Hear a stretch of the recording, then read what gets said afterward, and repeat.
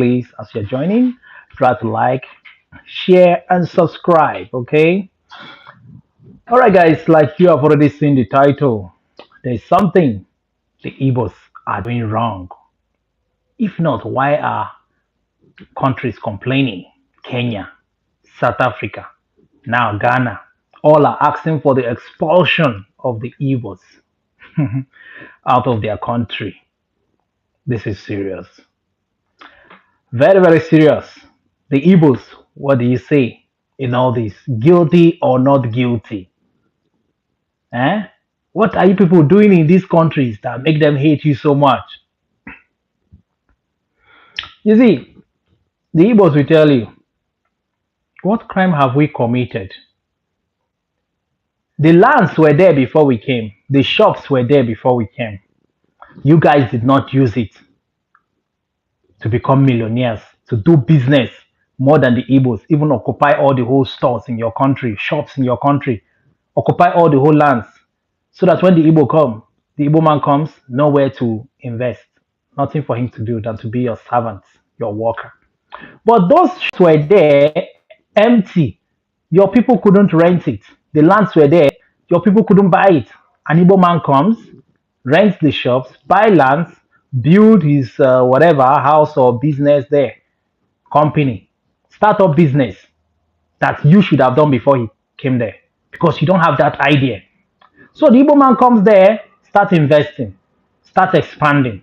You say, you now say they are coming to dominate. They are now coming to chase you guys out. They are now coming to take over. How? How did they come to take over? Were you sleeping when you sold the land to them? Were you sleeping when you rented the shops for them? Were you sleeping? Were your government sleeping when they were taking tax from them? These people pay tax. They help grow the economy of those countries where they reside. They don't take things by force. They don't steal it. They never stole those lands from you. After you must have taken the money from them because you sold things to them. They land the shops. Now you now realize that your children have nothing to inherit. No land to inherit because you have sold it all. You have squandered the money. You do not even reinvest it. Because if an Igbo man sells land, he will make sure that he will use the money he got out of that land and triple it or turn to a billionaire with it. Because the Igbo man mindset is all about business. He thinks business. He wakes up, he's thinking business. He's sleeping, he's thinking business. He's dreaming business. You see, once you become prosperous, it will attract jealousy, hatred. People want to kill you. People want to rob you. People will surely jealous you. They must talk about you. But is this really their fault? The prisons were there before an Igbo man comes to that country. Your government in those countries built prisons. You have police. You have judges and lawyers. What were they for before the Igbo man came there? The police were there because your people, before the Igbo man comes, were committing crimes. Selling drugs, raping, killing, armed robbery, kidnapping. They were doing all those sort of crimes before the Igbo man came. So it's not like the Igbo man came and suddenly your government start building prisons and start having police or lawyers and judges building courthouses to checkmate the Igbos. No, those things were there because your people too were bad in their own ways, in their doings. They were corrupt and evil too. There were murder cases, armed robbery cases, many kind of evil crimes your people were committing before the Igbo man comes into that country. So it's not like they started it. They never started it. In every country there is crime. That's why there are prisons in those countries, policemen, judges, cameras, CCTV cameras to fight crime. Igbo man never started crimes in those countries. All they want is to do business, and that's not to say that all of them are bad, because the way people categorize it, they make it look like all Igbos are bad. Not because of few bad eggs, you now use it to say all are bad.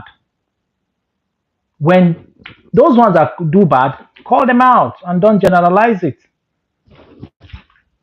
You know? Do not generalize it. So, what's the hatred all about? And people are not saying, Igbos, it's not high time you start thinking of coming back home. Because finally, there's no place like home, east or west, north, south. They will hate you, they will fight you. Just remember many years ago, Israelites too, They were scattered all over in Germany, in Europe, Africa. The hatred too was like that. People started hating them. Go and ask Israeli people what happened to them in Germany, where millions of them were killed, many deported. In Uganda, they were deported. Go check your history. They were like the Igbos too. People hated the Israelites just because when they come into your country, they have these ideas of business. They start expanding, developing, making money, living in good houses, their children going to good school. They can afford everything that your government cannot give to you. They can afford it by themselves. They don't depend on your government. Those were the Israelites many years ago, until after people start beefing them, jealousing them, talking against them. Oh, they have come to dominate. They have come to take over our land. Governments of those countries start showing them pepper, wickedness. Now look at Israel today. Many of them have gone back home and they have established. Their country is now great, doing very well. That even those people that deported them are now even going there for greener pasture. So are the Igbos. Come back home. Invest in your place. Come back home and invest. Bring all those businesses back home. Sell all your properties you know you have in those countries, whether it's in the north, in the west, east, sell off everything and come back home and invest it back in Igbo land. Tell me, imagine all the Igbos having businesses, they sell off everything, come back home and reinvest. Oh my God. Oh my God. Igbo land will be like another international market. Dubai, China,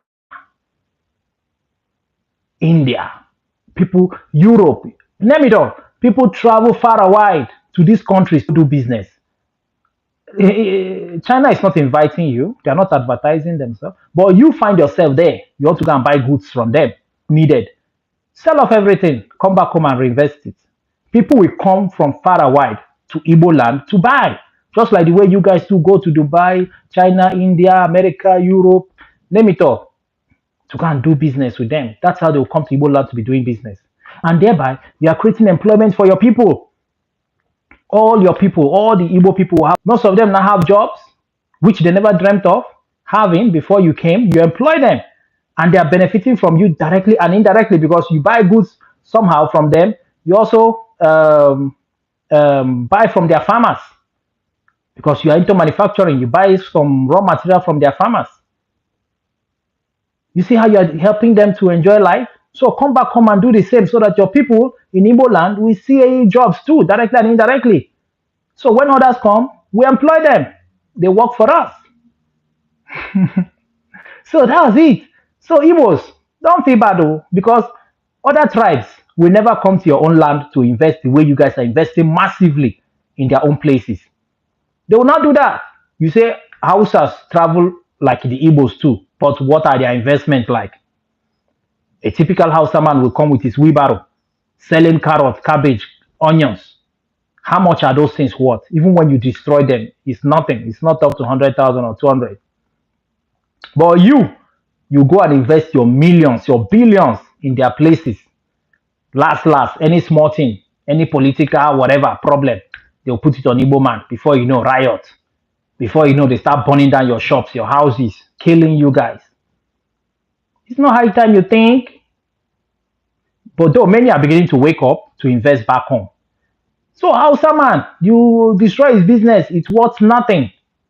They just sell to just enjoy life. They don't think of building mansions or, doing great things in your place. But back home in their place, go and see Hausa man's investment in his own land. Great investment. So I think the Igbo should start thinking like that.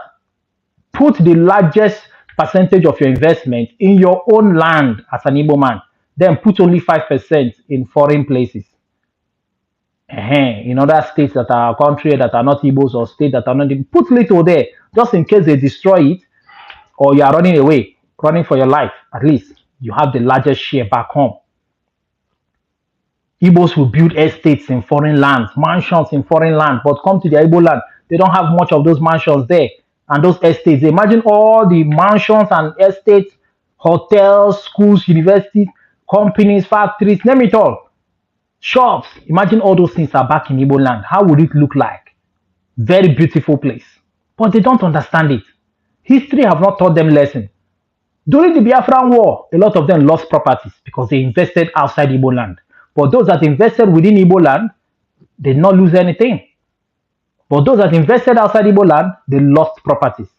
And they are still repeating the same error their forefathers made, investing outside Igbo land.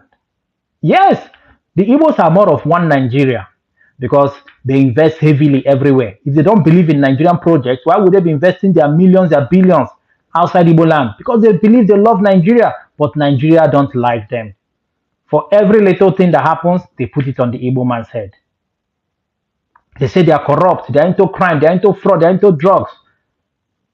Most of you, your presidents too, are into fraud. Your presidents do drugs. When you check most of your leaders, their past, you see that they were into one crime or the other. Let me tell you, your problems are not the Igbos. Those of you in Ghana, South Africa, Kenya, name it all, where the Igbos are and they are complaining. It's your own government. Your own government have made you poor. Your own government do not provide enough for you. So when you see another person progressing, you feel bad and pained. Like, Omo, this is our place. How did these Igbo people come here and start just making it? What were we doing? Were we sleeping? What kind of brain do they have? Your people too have been doing fraud before Igbo man came there. Internet fraud, all kinds of fraud, even drugs. Your people were into it before the Igbo man came. So it's not like all the Igbos that come to your place are into drugs or scam, credit card fraud. Many tribes and race do that. Even the whites, there are people who are into all these crimes they are labeling Igbos of doing. Go to all the prisons in the world. Are you saying that it's only the Igbos that fill up all the prisons? Like all the prisons you go to, only Igbos are there. No other people are there. Only Igbos. If that is the case, Igbos have the largest population in the world. I'm telling you. So even if the Igbo people leave your land, it will still go backward. Like you will not still make use good of that space. You will not make good use of that space to teach them a lesson that we can do the business more than them. Because that space has been there before they came. You did not make use of it. Those lands have been there. You did not make use of it. The Igbo man comes and see the potentials, the opportunities there, and grab it. You start jealousing.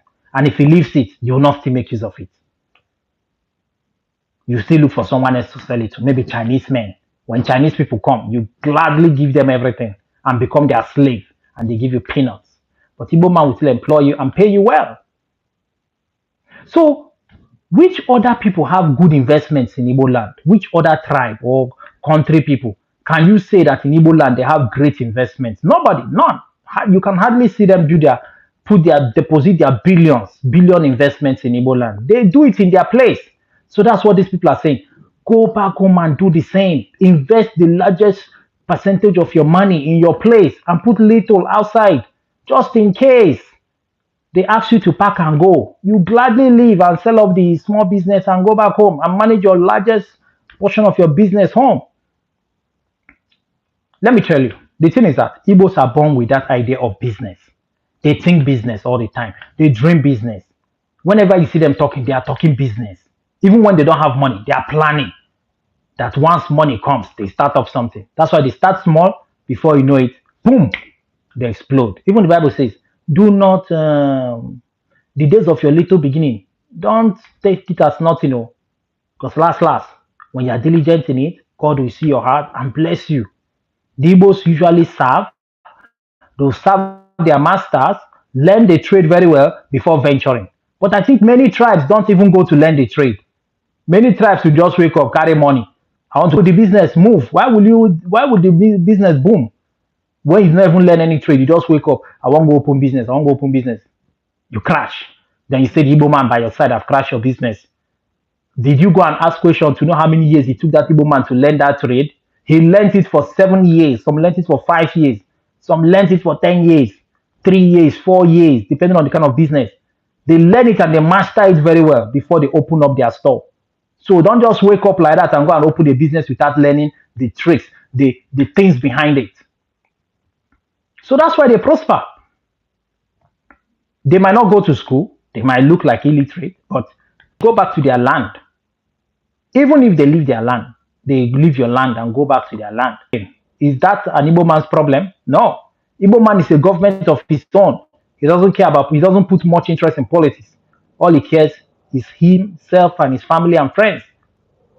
He's thinking of growing. He's not thinking whether government will give him this or that or this.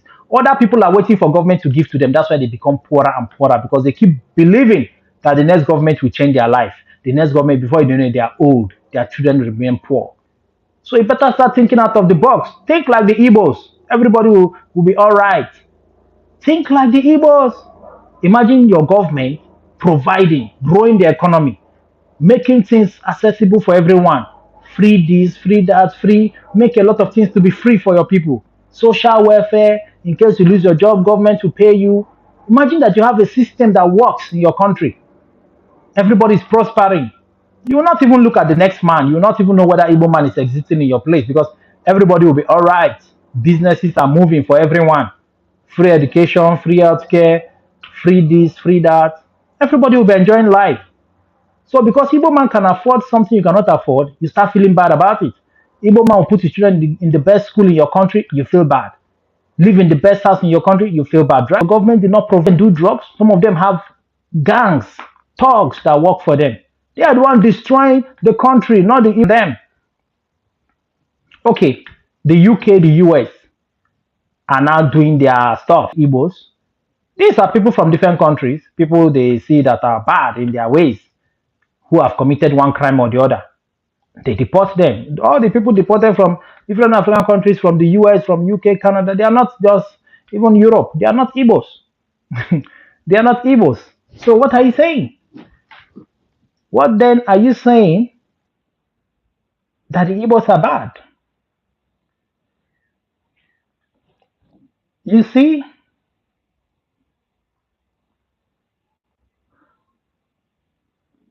Antonio.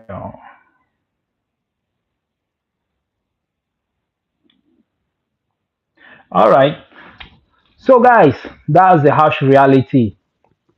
The Igbos have done nothing wrong, but for me, I would say they should all come back home and invest. When you come to Nigeria, even the other tribes too commit crime. Hush Puppy is not an Igbo man. The guys that did the COVID fraud in the US are not. Hush Puppy is not an Igbo man. He's Yoruba. The guys that did the COVID fraud in the US, even Anoba was even among them. Anoba king in the Yoruba land. He's not an Igbo man. Those guys that did the COVID fraud are not Igbo. Many top internet, you cannot say it's Igbo that is all into every bad crime in Nigeria or in Africa. No. Crime is not one tribe's identity. Anybody can wake up and choose to do crime. So people decide to do it. Some people just decide that I have to go into crime. They now decide which one can they do best and they venture in it. So it's not like a crime is known for one tribe only in the world. It's everywhere. That's why every government have police. They have their CIDs, undercovers. They have prisons. They have lawyers. They have judges just to checkmate these things to make sure that it doesn't explode beyond control.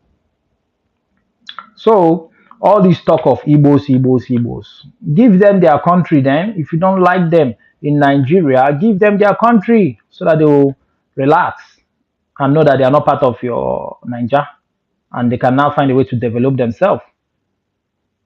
Even among your own tribes in your own very region or country, they still do bad things. They still do evil things, abominable things. They still do it. You say Igbos do sell fake things, China things, into crime, into drugs, into rituals, into many African countries. You still find people that are into rituals. Fake pastors. You still find them, occultic pastors everywhere in Africa. Rituals, blood money, people that want to go spiritual way to make money. They are in every country in Africa, if possible in the world. It's not only Igbos. Tell me one tribe or one particular country that there's no crime. There are people don't commit crime. If you can tell me one, I rest my case. Tell me one country that don't have crime. They don't have police anymore. They don't have prisons anymore. They don't have courts, no lawyers, no judges. Tell me one. You can only find that in heaven. Heaven is the perfect government. That's where everything is good. In paradise, everything is good. Everybody is enjoying life because the Almighty has made it all ready for us. Everything is ready. Just go and enjoy there.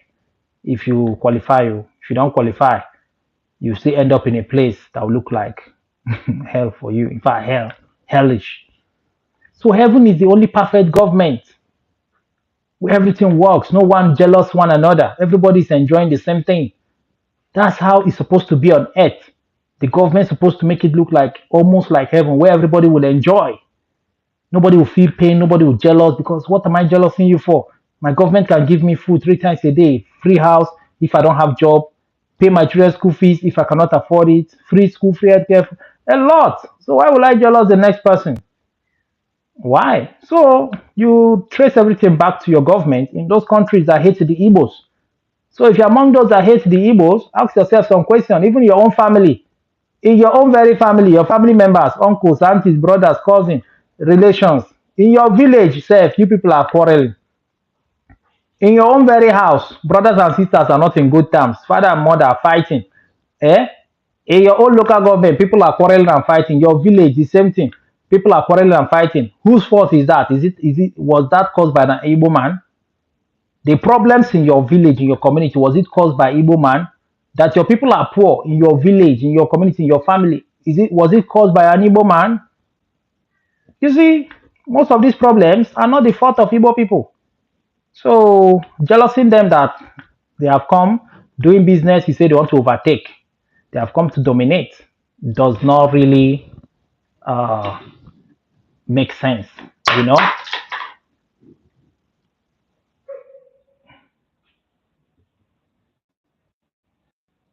Okay, come on, come, come, come, come, come.